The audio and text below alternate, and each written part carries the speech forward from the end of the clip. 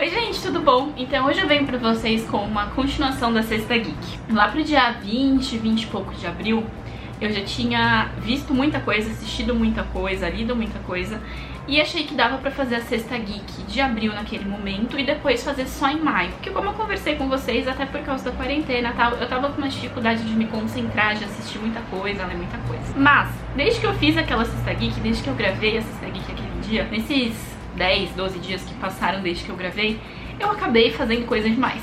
Eu acho que se eu deixar tudo isso pra falar só no final de maio, vai ficar muita coisa e também eu vou esquecer das coisas. Então, resolvi fazer uma Sexta Geek de abril, parte 2, que agora eu estou gravando realmente na primeira semana de maio, pra falar das coisas que eu consumi depois que eu gravei aquela Sexta Geek lá. Esse livro aqui me prendeu como fazia tempo que o livro não me prendia. É o Uma Mulher no Escuro, do Rafael Montes. Esse autor brasileiro já é bem conhecido, principalmente nesse meio de suspenses policiais, assim. Eu vi recomendação desse livro no canal da Bel Rodrigues, é uma youtuber, eu acompanho ela há razoavelmente pouco tempo, e ela fala muito de livros e séries e filmes, principalmente com esse teor de policial, vai pro lado de crimes reais também, mas também de romances policiais. Não é muito a minha praia, vou falar a verdade, então eu gosto de assistir o conteúdo dela por algum motivo que eu não entendo muito bem, porque eu não sou de assistir muito seriado de true crime, nem, enfim, ler muitos romances policiais, fazia muito tempo que eu não lia. Mas ela falou muito bem desse livro, é um autor brasileiro que me deixou bastante curiosa. E a capa é bonita, é roxa, então um dia eu tava andando pela livraria da Vila antes de começar toda essa loucura. Vi esse livro exposto lá e falei, quer saber? Vou pegar. E aí coloquei na lista de 2 livros pra esse ano. Como eu tava com dificuldade de me concentrar numa leitura, eu achei que seria interessante pegar um thriller, assim, um livro que ele é construído pra você ficar, né, presa no suspense e não querer parar de ler. E eu li esse livro em um dia. Quando eu gravei a Sexta Geek, se eu não me engano, eu tinha começado a ler esse livro aquele dia. E aí eu até comentei, comecei a ler um livro agora, ele tá me prendendo bastante. Eu terminei de gravar, comecei a ler isso aqui de novo e terminei naquela mesma noite, assim, fiquei lendo até de madrugada. O livro já abre com um negócio bem absurdo, assim. O prólogo do livro é em 1994, se eu não me engano, 1998. E é um prólogo curtinho que a gente acompanha uma criança que teve a sua festa de aniversário e está deitada pra dormir e ouve coisas estranhas pela casa e basicamente uma pessoa invade a casa, mata os pais dela e o irmão e dá uma facada nela.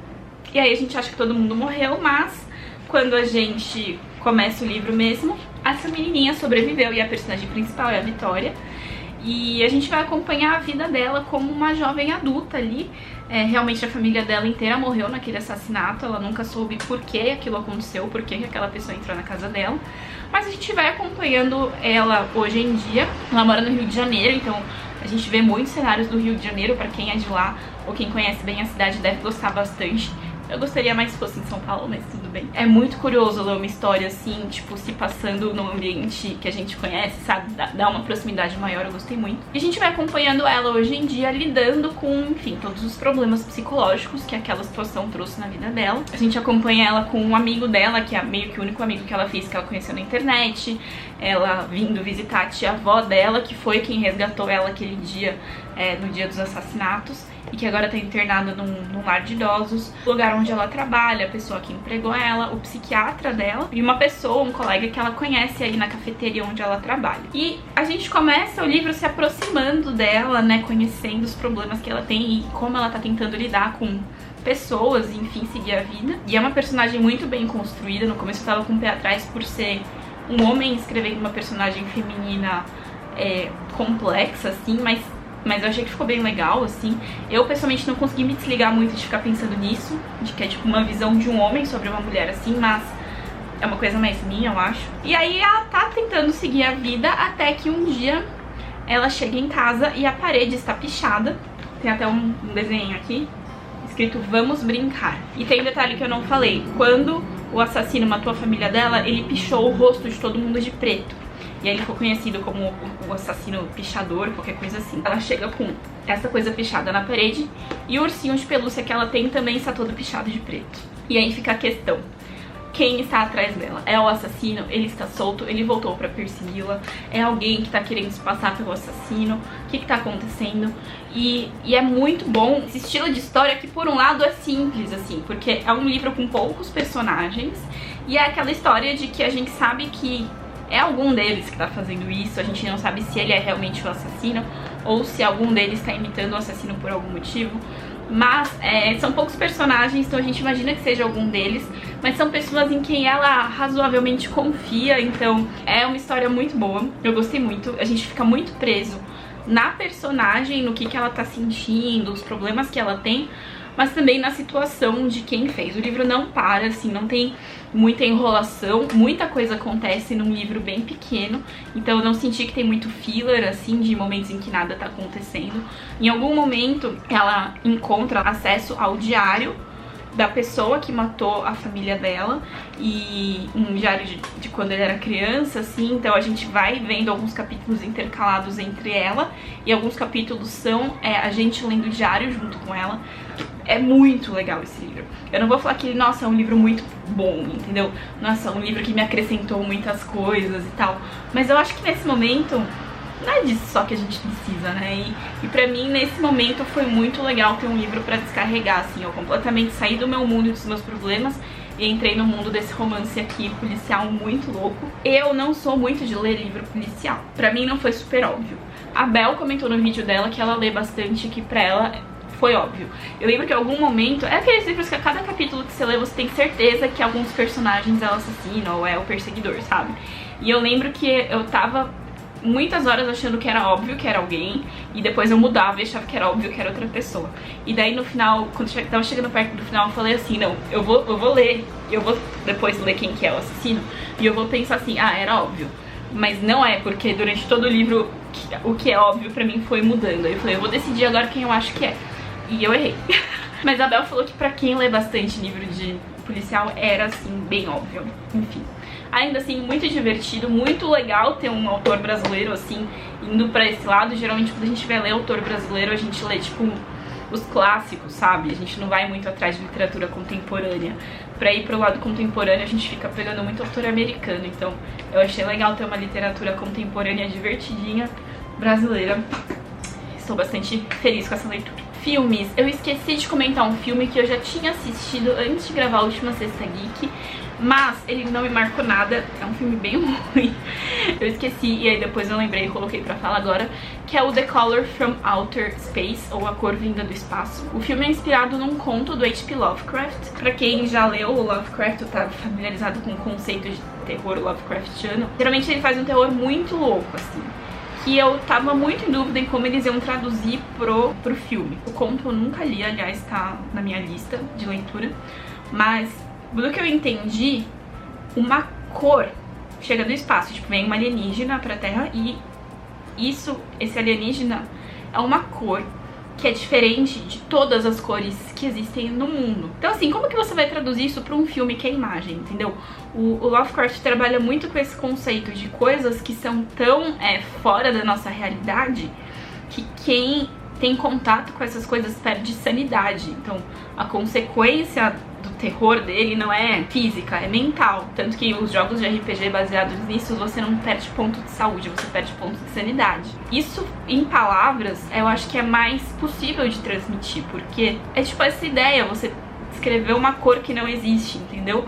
E então eu sabia que ia ser um negócio meio esquisito, e aí um dos personagens principais é o Nicolas Cage, então eu tinha certeza absoluta que ia ser absolutamente esquisito. E foi. Foi divertido, eu me diverti assistindo, mas não gostei, os atores são muito ruins. O Nicolas Cage é o Nicolas Cage o filme inteiro. Tem toda aquela loucura e tem uma hora que tem uma cena que ele é totalmente ele, Nicolas Cage, assim.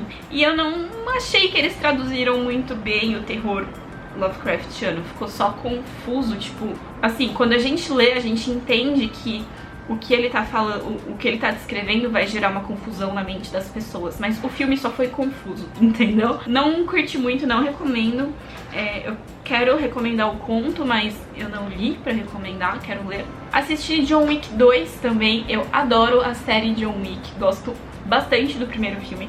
Assisti totalmente despretensiosamente, porque filmes de ação eu até gosto, mas me cansou um pouquinho, eu acho. Quando eu era mais nova, eu ia assistir os primeiros Missão Impossível, eu assisti todos no cinema, eu adorava, eu via com minha mãe. Mas eles foram ficando muito iguais, principalmente depois daquela onda Transformers e Velozes e Furiosos, sabe? Mas aí todo mundo falou como o John Wick tava trazendo uma nova ação, um negócio revigorado, é dirigido por um stuntman, né, por um dublê de ação. Fiquei empolgada, assisti o primeiro despretensiosamente no meu celular, num plantão, assim. Chorei pra burro com todo o rolê do cachorrinho. É uma ação que, pra mim, a ação cansa um pouco. Então, assim, se eu visse todos muito na sequência, ou muito perto, eu ia dar uma enjoada, porque começa a virar meio que a mesma coisa. Então eu assisti o primeiro John Wick, deve ter uns 2 meses, 3 meses. E daí essa sexta, o Rodrigo e eu estávamos pensando no que ia assistir uma noite, e resolvemos ver John Wick 2.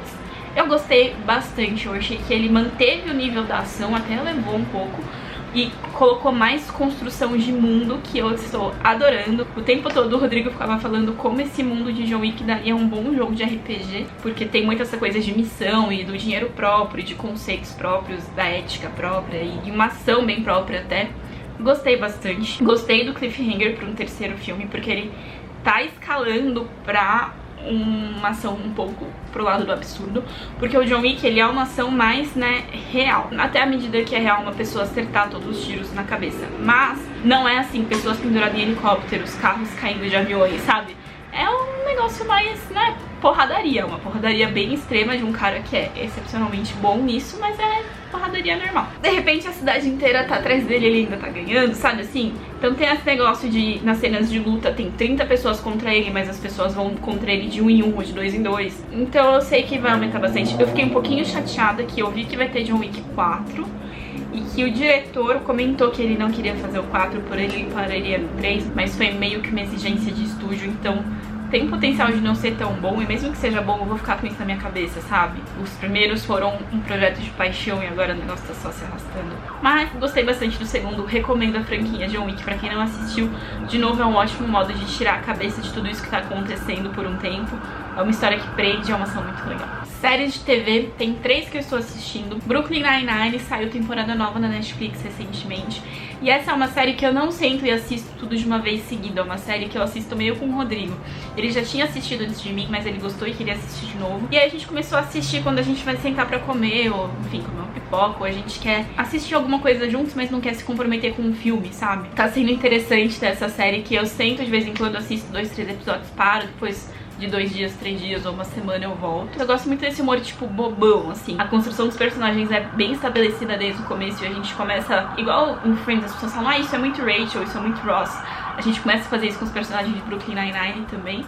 Então eu gosto bastante. Se você assistir o primeiro, segundo, terceiro episódio e não gostar desse tipo de humor, não continua, porque é isso mesmo, não fica super melhor do que aquilo, sabe? Mas é gostoso, é reconfortante, eu gosto de assistir. Agora, falando de séries que eu maratonei e estou maratonando, maratonei Twilight Zone. Eu gosto muito, eu vou falar de novo de República do Medo. Inclusive, antes de começar a gravar, eu tava ouvindo o episódio desse podcast. E eles lançaram um episódio sobre o Twilight Zone novo, que agora não é mais tão novo, eu acho que é de ano passado, ano retrasado, que é dirigido, produzido, na verdade, pelo Jordan Peele, que é o diretor de Corra e de Us. Eu gosto muito desses filmes. Eu já tinha tentado começar a assistir, mas eu não lembro por que não me prendeu, não lembro nem se eu cheguei a começar ou se eu só fui pondo na minha lista e não assisti. Tem 10 episódios de 45 a 50 minutos. E aí, quando eles fizeram a introdução desse programa do República do Medo, me deu vontade de novo de assistir. E eles fizeram um comentário episódio por episódio. Então eu resolvi indo assistindo o episódio e aí dando play no podcast, ouvindo o que eles falaram daquele episódio e fazendo isso um por um. E no fim das contas eu fiz isso em um dia, porque eu maratonei a série inteira. Eu sempre gostei muito de Twilight Zone, é uma das séries que eu assistia quando eu era pequena com a minha mãe. Ele tem essa vibe de terror e de coisas impossíveis, improváveis, dimensões paralelas. Não é tipo um terror fantasma, é um terror tipo seres humanos são lixo, sabe? Mas também coisas absurdas, conceitos absurdos acontecem, mas dentro desse conceito absurdo, o que um ser humano lixo vai fazer. É muito legal porque o Jordan Peele, sendo Jordan Peele, trouxe todo um contexto e uma discussão racial e de feminismo e de preconceito contra estrangeiros, que é uma coisa muito forte nos Estados Unidos também. Só que de um jeito que não fica assim, chato na sua cara. Continua sendo uma história muito, muito boa se você não quiser pensar sobre isso.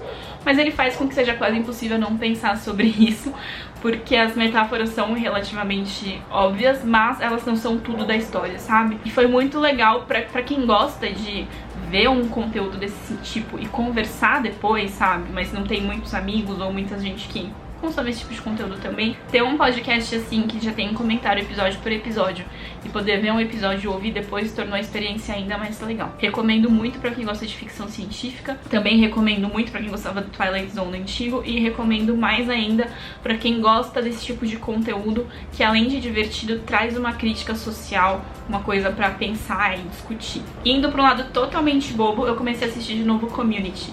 Eu comentei com vocês na última Sexta Geek que eu tava a fim de voltar a assistir essa série, porque eu assisti na época que ela saiu na TV, lá em 2009. Agora ela tem na Netflix e na Amazon Prime, e vários amigos meus começaram a assistir pela primeira vez e me deu vontade de ver de novo, dessa vez tudo seguidinho, porque como eu via na TV tinha episódio que eu perdia e tal. Eu achava os episódios engraçados, mas vendo na sequência agora eu tô pegando muito mais referência que na época eu não pegava, coisas que aconteceram no episódio que são referenciados bem mais pra frente às vezes, e estou maratonando real. Comecei ontem e já vi a primeira temporada inteira e metade da segunda. Inclusive eu tô enrolando pra gravar essa Sexta Geek o fim de semana todo, porque o fim de semana todo eu tava maratonando alguma coisa. E aí hoje, graças a Deus, teve uma reunião do CRH que me quebrou um pouquinho pra eu poder, tipo, me arrumar, ter a reunião e depois vir gravar. E depois daqui eu tenho um parto, então quebrei a maratona por isso, senão provavelmente eu veria todas as 6 temporadas. Então a série acompanha um grupo de estudos que está numa community college, a faculdade, né, que nos Estados Unidos são essas faculdades mais simplesinhas, assim. Eles colocam muita crítica de que os professores são ruins, as aulas são ruins, e todo mundo tá lá porque precisa de um diploma por algum motivo e não conseguiram passar em outras faculdades mais prestigiadas, digamos assim. E aí são 7 personagens principais dentro desse grupo de estudos e alguns professores que são personagens secundários, alguns vão virando principais em alguns momentos. E aí tem todas aquelas coisas, aqueles tropes de sitcom, só que o diferencial dessa série é que ela ironiza sitcoms, então eles são quase cientes que eles estão numa série, borderline cientes, assim. Tem uns personagens que é o meu favorito, que é o Abed. Ele é muito viciado em televisão e em filmes, então em vários momentos ele meio que age como se ele estivesse numa série de TV mesmo, e descreve eles como se eles fossem uma sitcom. E aí os outros ficam todos falando, tipo, isso é vida real, tal, mas obviamente eles são meio que quebrando a quarta parede, assim. Mas dentro de vários episódios eles brincam muito com esses tropes de sitcom. A gente tem o episódio de Natal, o episódio de Halloween, e como que o casalzinho mais bonitinho meio que fica junto, aí depois separa, depois fica, depois separa. Mas tudo isso é bem marcado como ironia, sabe? Eu gosto bastante. Pra quem já assistiu muita sitcom vai entender essas ironias. Eu vi a primeira temporada e a metade da segunda, estou gostando muito. Meus amigos comentaram que dava pra ter parado na 4ª temporada e eles meio que exageraram indo um pouco pra frente. Mas, enquanto for bom, eu vou continuar assistindo e estou gostando. Parênteses pra falar que voltou Rick e Morty. Essa temporada saiu em 2 pedaços, o primeiro pedaço tinha saído no fim do ano passado. E acho que hoje saiu a segunda metade dessa temporada, então assistirei em breve na Netflix. E aí isso me fez lembrar que eu li esse quadrinho esse ano também, e eu acho que eu não comentei com vocês, que é o quadrinho do Rick e Morty. Eles lançaram alguns quadrinhos, se eu não me engano tem 3 edições assim, que são várias edições juntas, e tem mais do Rick e Morty versus Dungeons and Dragons. Então todos estão na minha lista, acho que todos já estão até aqui na minha prateleira, na verdade. Pra quem não gosta de Rick e Morty, é uma besteira, né, não leria só isso. Mas se você já gosta muito de Rick e Morty e fica meio sofrido porque saem poucos episódios, demora muito tempo pra sair e tal, ele é feito pelos mesmos roteiristas da série, então é exatamente o mesmo tipo de humor e eu gosto bastante, são os mesmos personagens, não perde em nada pra série, pra mim. Vou indicar uma playlist no Spotify, eu até postei no meu Instagram, bastante gente viu e muita gente me respondeu que gostou bastante. Pode parecer uma besteira, mas eu gosto. E é essa playlist aqui, Disque MTV Brasil 2000. Pra quem também assistia muito MTV, ali nos anos 2000, essa playlist é incrível. É só abrir que vocês vão entender. Tem todas as músicas que tocavam no Disque MTV naquele tempo. Algumas eu ainda ouço até hoje, muitas eu nem lembrava. Tá sendo bem nostálgico e divertido a quantidade de músicas nessa playlist que eu sei a letra inteira. E eu fazia anos que eu não via ainda ser a letra inteira. A memória é uma coisa engraçada. E pra terminar, isso daqui também eu tinha até escrito na lista pra falar no outro vídeo da Sexta Geek e eu risquei e não falei, eu esqueci. Mas é uma playlist no YouTube, uma playlist de horror, que é uma playlist que fica nesse canal aqui, que eu vou pôr um print aqui embaixo porque não vai dar pra ler no vídeo. Mas o canal chama Pony Smasher e é um canal feito pelo David Sandberg. O David Sandberg é um diretor de cinema, ele ficou mais famoso no mainstream porque ele dirigiu recentemente o Shazam, se eu não me engano. Mas ele é originalmente um diretor de filmes de terror e horror.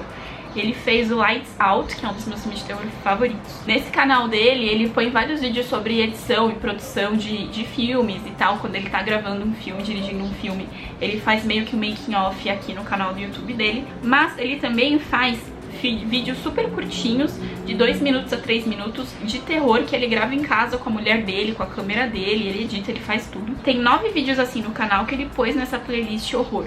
Ele já faz isso há algum tempo, e inclusive o Lights Out foi inspirado em um segundo vídeo de terror que ele postou nesse formato que é aqui, que é um vídeo de 2 minutos e 40 segundos que ele postou em 2013 para algum concurso de filme de terror curto, assim. E aí ele usou essa premissa pra fazer o Lights Out, que é esse conceito de ter alguém nas sombras que você só vê quando tá com a luz apagada, quando tá no escuro. Se você acende a luz, a pessoa some, você apaga a luz, você vê o contorno. É muito aterrorizante, depois ele fez todo um filme enorme sobre isso. Mas é incrível como ele consegue passar esse terror todo e esse conceito em um vídeo de 1 minuto e meio, 2 minutos, 3 minutos no máximo, sabe? Ele tem vídeos de terror de 14 segundos, assim, e são muito bons. Eu recomendo muito pra quem gosta de terror e horror assistir, porque é interessante ver como uma pessoa consegue, através de um conceito aterrorizante, fazer um negócio, assim, bizarro, que você vê 2, 3 minutos, parece que você tá vendo um filme de 1 hora, porque você fica assim o tempo todo. Eu recomendo que você assista no escuro, com fones de ouvido, e que você não assista tudo na sequência, porque terror é uma coisa que você vai meio que se habituando. Se você ver tudo na sequência, não vai mais parecer tão assustador. Então é isso, gente. Essa é a segunda parte da Sexta Geek de abril. Agora que eu me habituei um pouco mais à quarentena e estou usando meu tempo melhor pra isso. Já tô na metade de outro livro e na metade de outro quadrinho que eu achei que eu ia terminar pra pôr nesse vídeo, mas aí eu comecei a assistir Community e larguei tudo, mas eu vou voltar em breve. Espero que vocês tenham gostado desse vídeo. Se vocês gostaram, clique em gostei pra mim. Não deixa de se inscrever no canal pra mais vídeos, nem de me seguir nas redes sociais, Twitter e Instagram, tá tudo aqui embaixo. E deixa nos comentários pra mim se tem alguma coisa que você tá binging, uma série, ou algum filme, ou algum livro, quadrinho que você, tipo, leu muito rápido, consumiu muito rápido, que te ajudou a tirar a cabeça disso tudo e a se distrair um pouquinho. E é isso. Tchauzinho e até a próxima.